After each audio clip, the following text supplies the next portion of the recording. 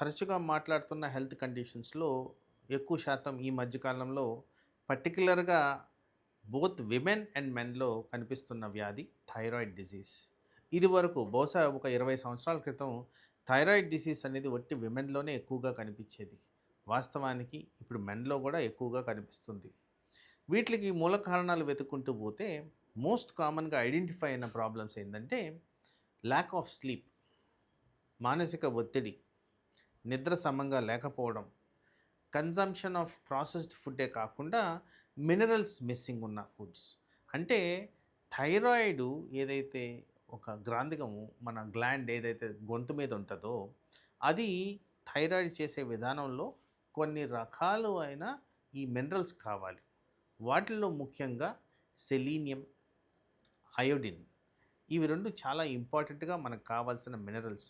మరి మనం కన్జ్యూమ్ చేస్తున్న ఫిల్టర్డ్ వాటర్ ఏవైతే ఆర్ఓ వాటర్ ఉంటాయో వాటిల్లో యాక్చువల్లీ లిటరల్లీ నో మినరల్స్ అని కూడా మనకి ఎవిడెన్స్ ఉంది. అలాగే ఈ చేంజ్ ఆఫ్ మన లైఫ్ స్టైల్, పర్టికులర్‌గా ఎవరు కూడా 11 కన్నా ముందు పడుకోవట్లేదు. Most of the hormones regulate అయ్యేది రాత్రుళ్ళు మన బ్రెయిన్‌లో ఏవైతే ప్రక్రియలు జరుగుతాయో వాటి ద్వారా ఈ హార్మోనల్ బ్యాలెన్స్ అనేది జరుగుద్ది.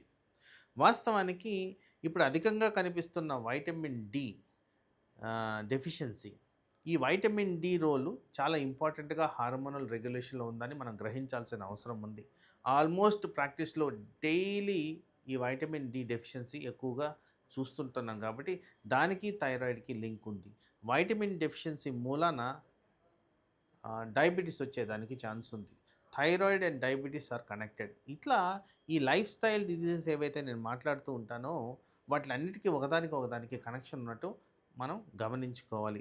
ఎప్పుడైతే ఒక condition for example blood pressure ఉంది అంటే ఎప్పుడు కూడా మనం బ్లడ్ టెస్టులు చేసుకుంటున్నప్పుడు అట్లీస్ట్ సంవత్సరానికి 2 సార్లు చేస్తున్నప్పుడు కంపల్సరీ దాని associated conditions like diabetes, high cholesterol, thyroid disease, uric acid, fatty liver ఇలాంటివి కంపల్సరీ చెక్ చేసుకోవడం అనేది ముఖ్యం. తరచుగా క్లినికల్ ప్రాక్టీస్‌లో కనిపించేది హైపోథైరాయిడిజం. ఈ హైపోథైరాయిడిజం అంటే థైరాయిడ్ గ్లాండ్ సరిగ్గా హార్మోన్ ప్రొడ్యూస్ చేయలేనందువల్ల వచ్చే కండిషన్.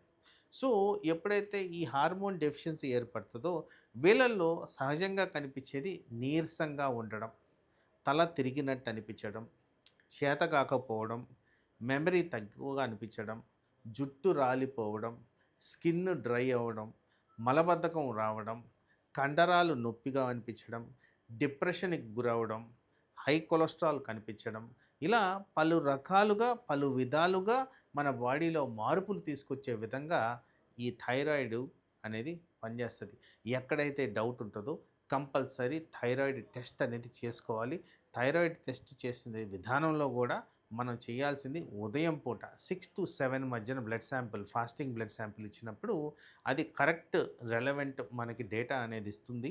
అది మీ ఎక్స్‌పర్ట్‌కి చూపించినప్పుడు వాళ్ళు నిర్ధారణ చేయడం జరుగుద్ది. ఇది హైపోథైరాయిడిజం ఉందా? లేదా? ఏ కారణంగా వచ్చింది? ఏ విధంగా దీనికి ట్రీట్మెంట్ చేసుకోవాలి? ఎన్ని రోజులు వాడాలి? అనేది ముఖ్యం.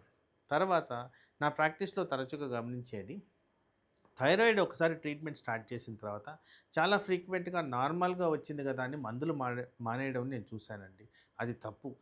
నిర్ధారించకుండా ఎక్స్‌పర్ట్ ఒపీనియన్ తీసుకోకుండా స్వతహాగా డెసిషన్స్ తీసుకొని థైరాయిడ్ మందులు మానేయొద్దు. ప్రాపర్‌గా థైరాయిడ్ మందు వేసుకునే విధానం ప్రతిరోజు ఉదయాన్నే లేయంగానే అరౌండ్ 6-7 మధ్యన టాబ్లెట్ వేసుకోండి. 1 గంట వరకు ఏం తినొద్దు, తాగొద్దు. కొన్ని ఆహార నియమాలు కూడా థైరాయిడ్‌లో పాటించాలి. పర్టిక్యులర్‌గా ఐరన్ సబ్స్టిట్యూట్స్ థైరాయిడ్ టాబ్లెట్స్‌తో వేసుకోవద్దు. అలాగే ఆకుకూరలు ఏదైతే అధికంగా ఐరన్‌కి మనం ఈక్వివలెంట్‌గా చూస్తామో, న్యాచురల్ సోర్సెస్‌గా చూస్తామో ఆకుకూరలు అవాయిడ్ చేయడం ముఖ్యం. అలాగే వేరుశనగ పప్పును అవాయిడ్ చేయడం ముఖ్యం. అలా చేసిన దానివల్ల థైరాయిడ్ ఎక్కువ ఎఫెక్ట్ అవ్వకుండా ప్రాపర్‌గా డోసింగ్ చేసుకున్న దానివల్ల దీర్ఘకాల సమస్యలు రాకుండా మనం కాపాడుకోవచ్చు. ప్రెగ్నెన్సీలో కూడా ఈ లైఫ్ స్టైల్ డిసీజ్ కనపడుతుంటాయి. కొంతమందిలో బ్లడ్ ప్రెషర్ ఉంటది. కొంతమందిలో థైరాయిడ్ ఉంటది. కొంతమందిలో డయాబెటీస్ ఉంటది. ఫ్రీక్వెంట్‌గా ప్రెగ్నెన్సీ ఇండ్యూస్డ్ ఈ హార్మోనల్ చేంజెస్ అనేవి మా ప్రాక్టీస్‌లో మేము గమనిస్తూ ఉంటాం. అలాంటివి మోస్ట్ ఆఫ్ ఇట్ టెంపరరీగా ఆ ప్రెగ్నెన్సీ టైంలో కనపడడం, తర్వాత తగ్గిపోవడం అనేది జరుగుతుంటది. కానీ దీనికి విజిలెంట్‌గా టెస్టులు చేసుకుంటూ దీర్ఘకాల సమస్యలు రాకుండా మనం నివారణ చర్యలు తీసుకోవడం ఇంపార్టెంట్. న్యాచురల్‌గా పద్ధతులు, నియమాలు పాటిస్తూ ఒక హెల్తీ లైఫ్ స్టైల్ అనగా పొద్దున్నే లెయ్యడం, రాత్రి పడుకోవడం అండ్ ఎక్సర్సైజ్ చేయడం అనేది మెయింటైన్ చేసిన దానివల్ల ఇలాంటి ప్రాబ్లమ్స్ రాకుండా ఈ ప్రెగ్నెన్సీనే కాదు ఎలాంటి స్ట్రెస్ ఫ్యాక్టర్స్ ఉన్నా గానీ మనం నివారించుకుంటూ హ్యాపీగా, సంతోషంగా ఉండొచ్చు.